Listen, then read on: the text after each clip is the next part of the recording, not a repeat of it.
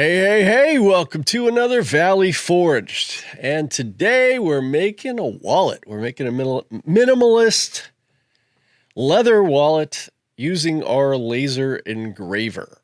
Now we are using this file, which is my file that is on Etsy. And it is the easiest one that I have ever made. This is a great beginner or expert file. In fact, some of you experts out there, I am going to put it to you to make this even better. But I think that it certainly, well, here, I'll show you a picture. I made literally like 10 of these in the past 2 days. I made actually more than 10 in the past 2 days, and very easy to do, very easy to sew, and I think you're going to love this file. I've spent a lot of time watching how to make wallets online. This beautiful, like Little King Goods, different ASMR channels, just fantastic. I love them. And then a lot of times they give free PDFs, and at no time has one ever worked right on Lightburn. It's a different size, the holes are wrong, everything. There's always something, and I've spent a lot of money doing it. So I really wanted to make one that was completely Lightburn friendly. Here is the file in Lightburn. Every layer has its own color. It's easy. I added some extra stuff. You don't have to put all of this stuff in there. It's very easy. Just grab whatever part of the file, and then you go up here where it says ungroup, so you can ungroup it, and then just delete whatever you don't want, or you can leave it there. Also, if you want to cut a thumb hole in here, you could just turn this right here to a cut line like red. I would do that because that's the inside cut line, the same as these holes. And there, now you've got a thumb hole, and I'll show you the different versions of this. And these are initials. You can put your own initials in here. You can change the font. Do whatever you want, make it yours, but I think this is pretty darn easy. And the outside here, this green is it's not a cut line, it's a decorative line. So make sure you do that not just enough so where you can see the line. You don't want it to be deep. Now, leather and lasers are perfect for each other. I used a 10-watt laser, the Creality Falcon 10-watt Pro. I just reviewed last episode, and I made all of them within a couple of hours on that 10-watt laser. So you could do it with a 5-watt, best probably 10 watts and up, but just easy to do. And it's a perfect thing for a diode laser, in my opinion. Of course, settings are everything. You cannot use the settings that I have here, probably, for your laser. So you're going to need to make sure that the layers are correct. You know, sometimes that's about the only thing that doesn't export completely correctly. Make sure that all of your fills and decorative lines go before your final cut. The black one should be at the bottom. Second to the last one should be the red one, which is also a cut line for the holes and the inside pocket if you want it. Again, get rid of anything you don't want. I just added these in case you wanted them. But that's really about it. Just get your settings right. Try it with air and no air on your settings. Practice, before you do it before you cut the wallet, make sure that you know that it's going to cut through right. It's going to engrave right. Get it done. I actually make a foam prototype before I do any leather wallets. And of course, those are different settings as well. But you can make a working copy of this wallet in craft foam, and it works just like the regular thing. So you know exactly, oh, this is the way I want it to look, and this is the way I want it to feel. If you don't want to do that, it's fine. I'm using 1 to 1.5 millimeter leather. That's it. Now, of course, you can use thicker. I think if you want to use a thicker, this is probably about a 2.5 millimeter here on my hands. What I did was skive out this center to make it fold over easier. I think that works better. You could also just moisten it a little bit, leave it overnight, just, press down and it will form. So yeah, of course you could do it with thicker, but I personally, with my wallets, I like a thinner leather. It's just the way that I like the way that they look. But here's a version right here with both a 1 and 1.5 millimeter leather, and you can see there's quite a bit difference when you're done because they're stacked up. But they both turn out beautifully. I have no issue either way. I think going up to maybe a 5 millimeter might be a little bit much. I get my leather from Buckle Guy. And here you can see, and it's expensive. Now this is a 2 feet. You get 2 feet by 1 feet for $42. Now that's a lot of money. Of course, you can create a bunch of these wallets with that, but it's not a cheap material to work with. You can get some beautiful colors, lots of things. In fact, if I cannot get what I want, see like this blue one right here, a lot of it is out of stock. In fact, all of them at say 1 to 1.2 millimeters is out of stock right now. So that does happen. So I'll go over to Rocky Mountain Leather Supply, and they actually have a larger selection, and it's somewhat easier to split to get exactly the size that you want. The thing is, I just find their shipping takes a lot longer, and their packaging isn't quite as nice, but the leather's still top notch. So if you have the time to wait, they do often have some more interesting colors, like say they'll have a white. Now this rose, I'll just warn you ahead of time, does not look like rose. Been disappointed in that one. A lot of the colors are nice though. They're usually a little bit darker than they look in the picture. But any like veg tan leather with the proper size, even if it's just the plain stuff, will work just fine if you do it the way that I'm going to say, because I'm going to say I have made a lot of mistakes, a ton, and I want you to learn from my mistakes. And you're going to make mistakes anyway. It's just the way, that's the nature of it. And especially if you're working with a natural leather. It is so easy to get marks or whatever on natural leather. It's very difficult to work with and keep clean. You can wear gloves. I just don't like wearing gloves, so I tend to get the dyed leather so that I don't have to deal with it as much. And even with that, right, we did all our testing.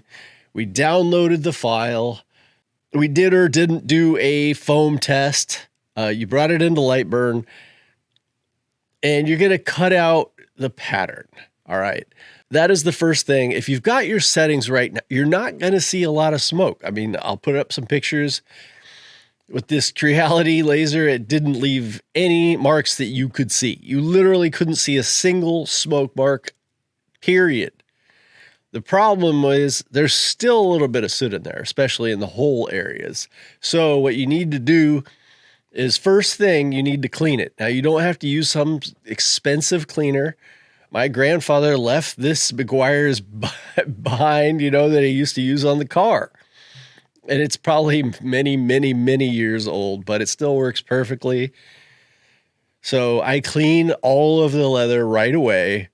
Very careful, make sure my hands are clean. Clean it all with this Meguiar's, but you could use whatever leather cleaner. And you will see, I use a microfiber cloth, and you will see there is a bunch of dirt still, even though I couldn't see it. So you want to make sure you don't spill that on other parts of the leather. Once it's clean, I let that dry. And then I put on a protector, like a leather milk or something. It's kind of a waxy substance. It just, now if you accidentally, get something on your finger, some glue on it or whatever, and you touch that leather, it's not going to instantly be ruined. So you've got some protection there. Downside of it is that you will get some of that wax on the edges, and it will go inside your decorative line. And you can see in the picture, I'm going to be putting up new pictures for this, but you can see there is a little bit of wax hiding in my decorative lines, and I needed to get that out. I could just heat it up and easily, get that into the leather itself as a protector. But these are my first two, and they're prototypes. And so I am learning not to get that wax out before I, finish it. But it is nice having that protection. I have yet to ruin any of these by, accidentally getting a piece of glue or something on there. I have done it, but it easily came off because I had that waxy protection. So I know I went on about that, but hey, leather is expensive, and I'm trying not to get you to make the mistakes I made, as I said. So you've cut it out, you've cleaned it, you've protected it, you've got it sitting on the table, it's dried out, it's ready to go. And you're already going to say, it's beautiful. This is a very easy, beautiful wallet. And, I sell another one, and I've sold hundreds of them, and it is pretty easy, and they come out really nice, but it's not nearly as easy as this one. And so I really do think this is the perfect beginner project. If you want to do leather, this is the way to go. So what you first are going to do, you're going to dye the edge, because, here, let me grab one. Once you are finished with the whole wallet and you've sewn it up, it's going to be hard for you to do anything with this particular edge. You may have forget, and you're going to try and go back, and you're going to try to mark that edge, make it fit just like the rest of them, and you're going to ruin the whole project. I'm speaking from experience, because I thought, I can do this. I'll just push it out, and I'll just catch this. And then I accidentally touch it, and it's a terrible feeling. So I actually I use a fabric marker. This is just what works for me. There are a million different ways. I could probably post up a picture. Angelus dye, I use that on some of them. It looks fantastic. But for your just everyday project, a fabric marker works really well. And I literally go over the entire edge with this. And I do it from the back. So I have this part, the rough edge, facing me while I'm doing it. And this tends to make it to where I don't make as many dumb mistakes. Because if I'm doing it from this side and I accidentally hit the front of the leather, well, this ain't coming off. So whenever I do it from the back side, and when I ultimately do accidentally push off the side, I just did it a little while ago, I marked the leather. And I was able to take some Tokonol and rub it hard, and I made the whole thing blend. But I could not have done that on the front part of the leather. So I always try and do it from the back. Short story long. And this is just, I feel, a better way of doing it after making lots of mistakes. So I fabric marker the whole edge all the way. Now, a lot of people that show you leather will say, well, you just really need to do the top edge, because once you sew the whole thing together, all of these edges are going to be together, and you can do it all at once. That is a great idea. It will save you time if you do it that way. I personally enjoy this part. I listen to videos, music, whatever you want to do. And I just have a really zen time doing this. I'll tell you later, when we get to the sewing part, that's my favorite part. For a lot of people, they're like, well, why don't you use a machine or whatever? First of all, it doesn't sew as well. But second of all, I absolutely love the sewing part. But these, literally each wallet takes less than 10 minutes, including putting the needles together and all that stuff. So it's pretty quick. But yeah, just take your time. Don't be in a hurry. Leather is not a process you really want to be in a hurry, especially your first 20 to 50 of them. So just take your time. Use that time to study, do whatever else, listen to things, listen to podcasts, and just concentrate on your work. So you have blackened or whatever all of your edges, and now you're going to let that dry. Make sure you let it dry.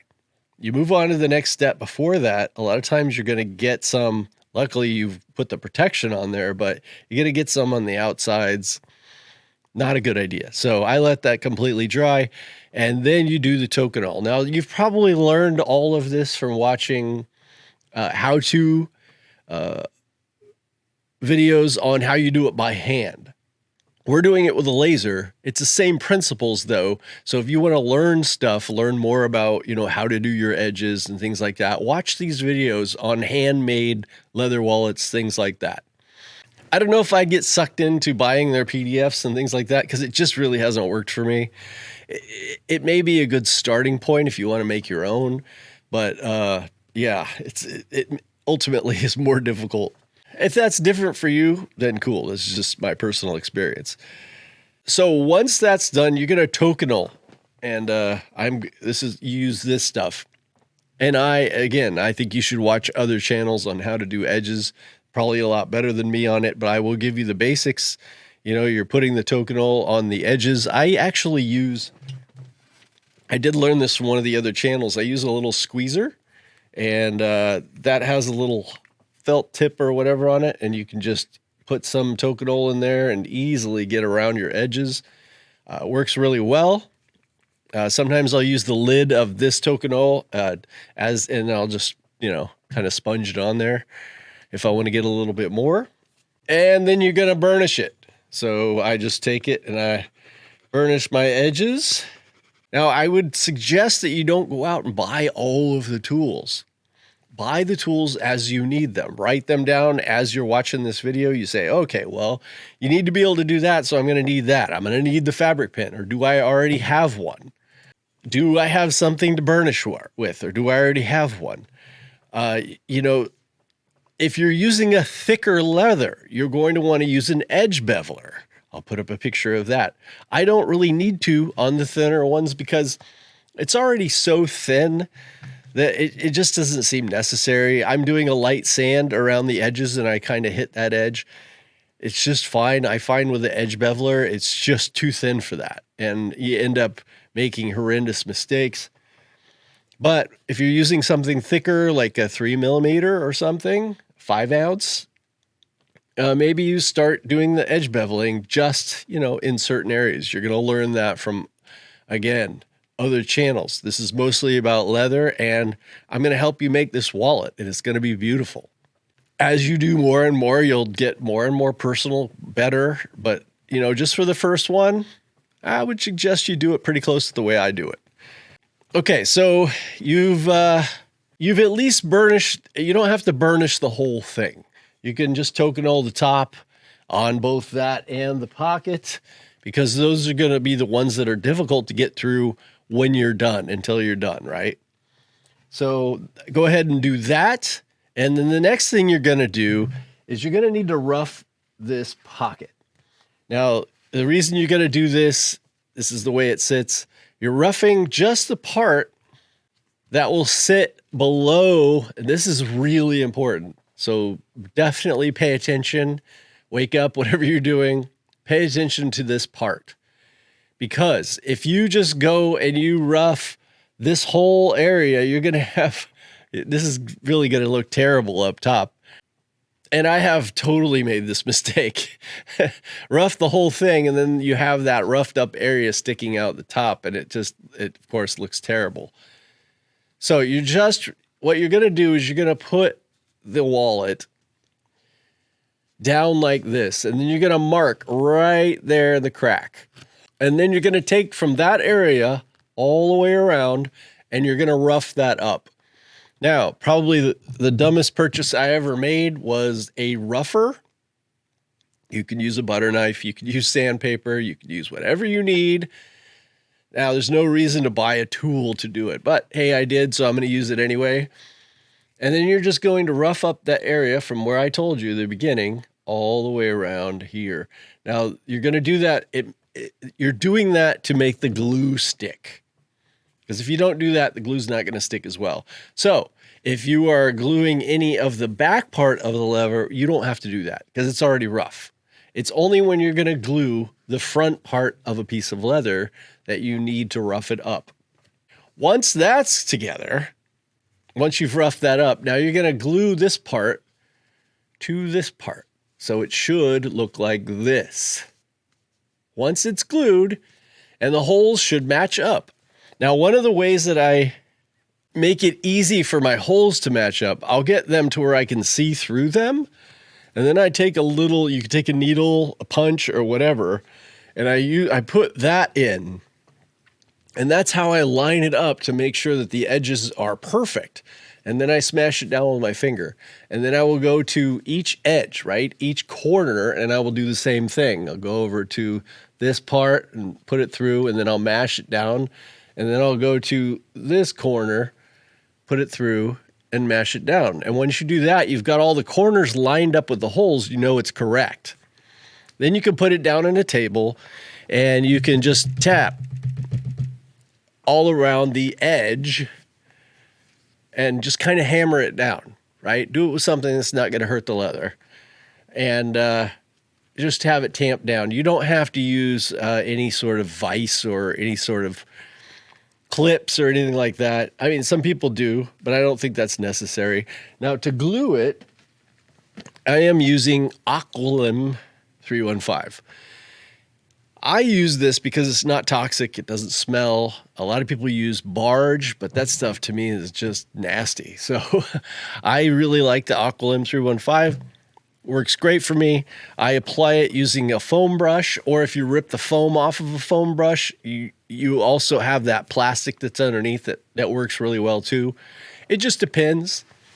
I find that if you're not doing where the holes are, this works better. But when you're going around where you're trying to get places where there's holes with the foam still on it, works better just because it doesn't seem to get in the holes as much. But hey, whatever works for you. And so you're going to do both sides of where it gets glued together. So the rough part here and the roughed up part here, and then you glue them together, make sure the holes are together, and then, you know, you want to make sure you can get your needle through the hole later, right? So it needs to be perfect. Once that's done, then you can go ahead and glue the rest of it. And I would use the same exact technique. Glue both sides. So that's going to be all around the holes, all around the whole thing. So both sides. And then you're just going to glue it together.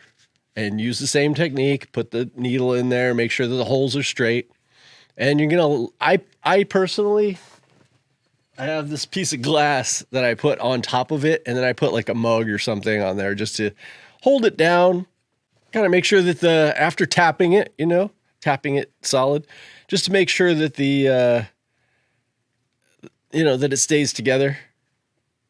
Doesn't want to pull itself apart, because you do have an edge that likes to pull. So just putting something heavy on there to hold it down seems to work great. I mean, hey, like I said, I made like 12 of them in 2 days and they all came out great.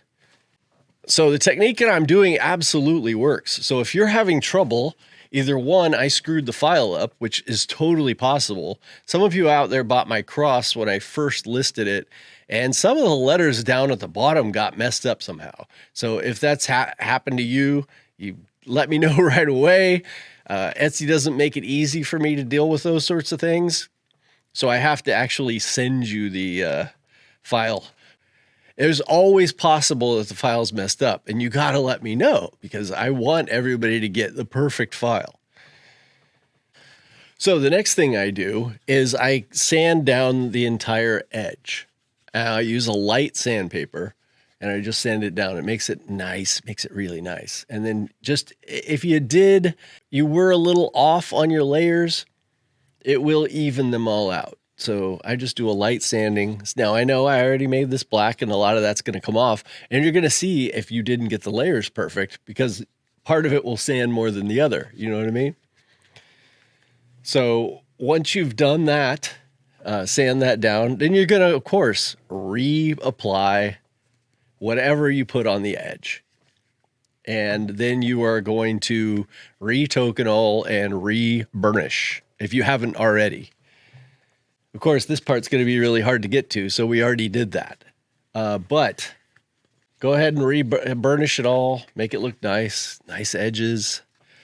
I'm sure you can watch other videos to, get all that right, but Just with this video, it will be enough. If you do it exactly like I'm saying, it's going to come out great.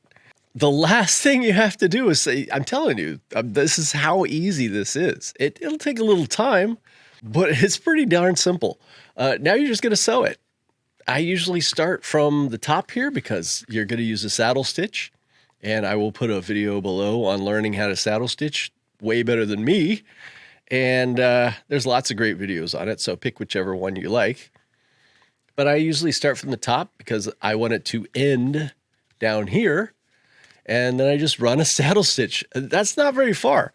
I use 2 feet of thread, and that's extra.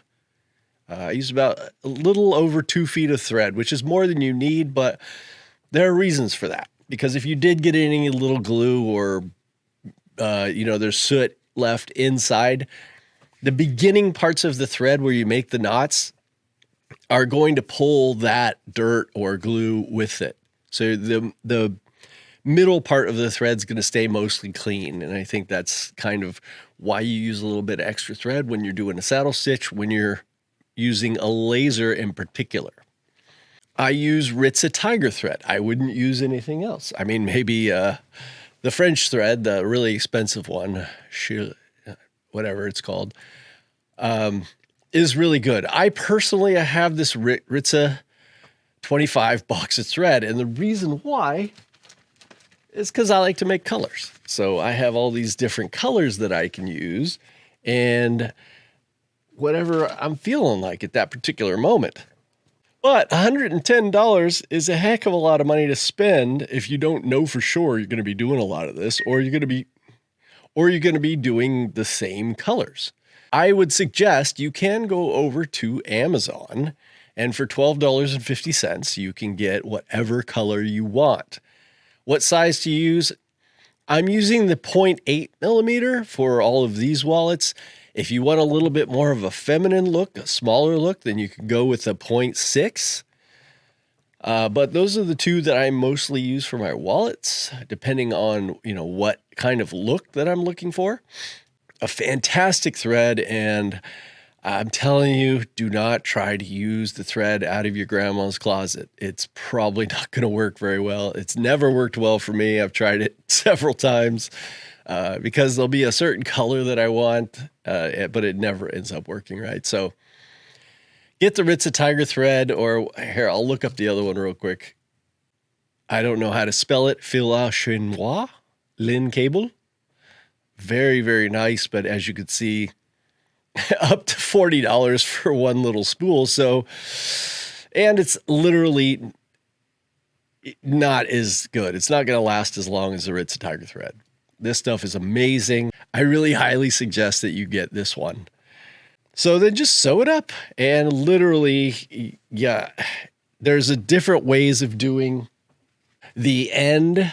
I tie it in a little knot, and then I use a lighter and I kind of light the very ends of the thread, and then I press it down. That's the way I like to do it. It gives me a little bit more of a hand feel, but there are several other methods of finishing. So, use whatever one you see on the internet that you like the best. You can backstitch a couple. You can just put a little bit of super glue in the hole. I've seen a lot of different ways to do it. They're all good. I've had my wallet that I made for a couple of years. The thread is no closer to coming out than the day I made it. So I think this is working for me. But I am all for suggestions. Just be nice. I'm just a maker trying to do the best I can and try and show the rest of you how to do this. I think this is a great pattern. Having tried it so many times and it's worked perfectly every time, I really feel confident in giving this to you and thinking that you're all going to have a good time with it. So leave a comment. If you buy it on Etsy, I would love to see your finished version. Post a picture. If you have any trouble with the file itself, then contact me on Etsy and let me know. If you have any trouble with, how it works in Lightburn or whatever, and some comments, questions, put it here in the video because I want to be able to answer it so other people maybe they also have the same question. There you go. Here's an easy minimalist wallet, and I will see you in the next one. Love y'all.